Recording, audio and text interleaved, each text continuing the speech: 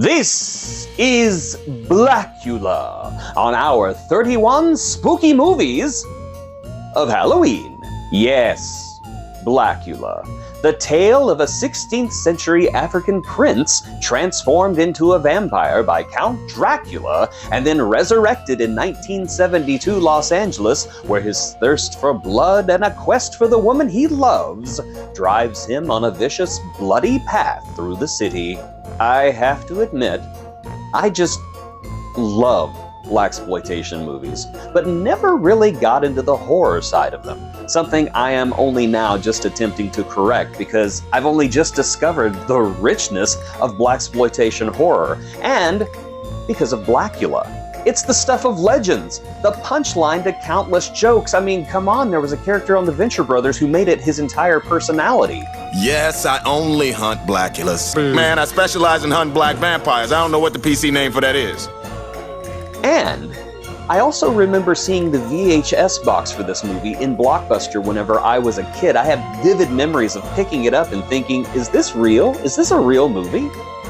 But despite all this, I've never watched Blacula until just yesterday. A large part of me, whenever I watched this movie, was expecting a parody, something along the lines of Airplane or Top Secret. But Blacula was something I was not expecting. Blacula, despite some satirical themes, plays itself off kinda seriously.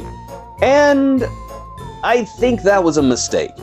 After all, if your title is a pun, and your movie isn't a comedy, you've already got some serious disconnect in your theme.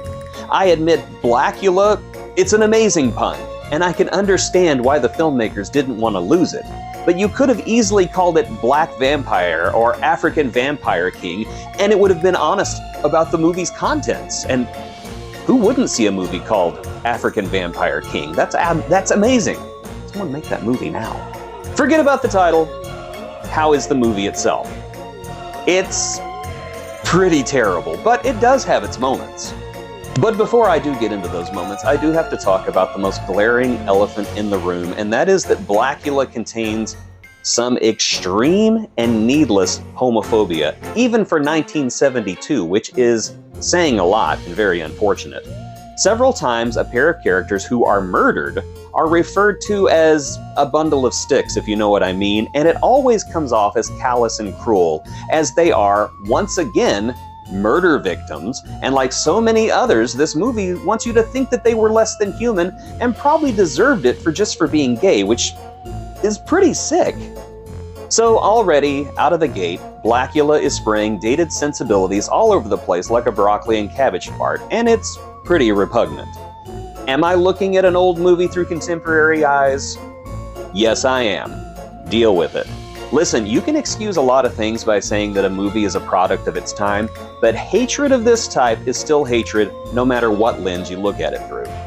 The rest of the movie is very awkwardly executed. Granted, Blacula did not have much of a budget, if any budget at all, but the film looks like it was put together by people who didn't know how to put a movie together.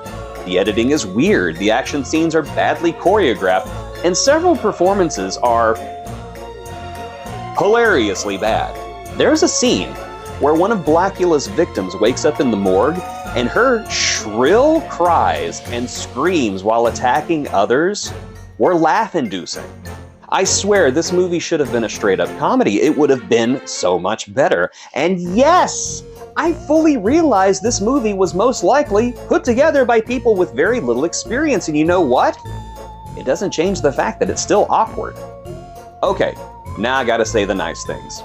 Despite Blacula's inherent badness, William Marshall, who plays Blacula, has a magnificent stage presence and completely owns every scene he's in, even the bad ones. His imposing voice and his powerful figure gives Blacula his power, and his acting prowess gives Blacula his heart. I was shocked by how much I enjoyed the nuances of his performance in Blacula. And given that this movie is populated by characters who are terrible people to their core, William Marshall actually makes Blacula a guy you have sympathy for. He didn't want to be a vampire, he didn't ask for his fate, and he's lost his wife. You know what, Blacula? You can suck the life out of everyone in this movie if you want to. As a treat. Blacula is bad. I know there are some trains of thought out there that this film is culturally significant as it is one of the first examples of black horror. But it's important because it was first, not because it was good. And I'm going to tell you right now, this is just my opinion. I'm not about to tell a culture that I'm not a part of what is and is not significant to that culture. In my opinion, this movie was dull, it was silly, and quite terrible in many ways. It's not a comedy, but you will find yourself laughing at it, which, despite my earlier misgivings about some of the more questionable subject matter, makes watching it somewhat fun, and does give this film a type of charm despite itself. But in the end, a lot like its immortal namesake, Blacula sucks. It takes a very interesting premise and does nothing with it but hang on every cliche and stereotype that it can find because apparently it believed that was appropriate at the time. Its star does a magnificent job with what he's given, but he can't save something this hopeless. Blacula is ironically funny, and I do think that anyone who loves a good horror movie or a good blaxploitation movie should check it out at least once as a curiosity. But make no mistake, Blacula is bad. It's a bad movie, and should feel bad.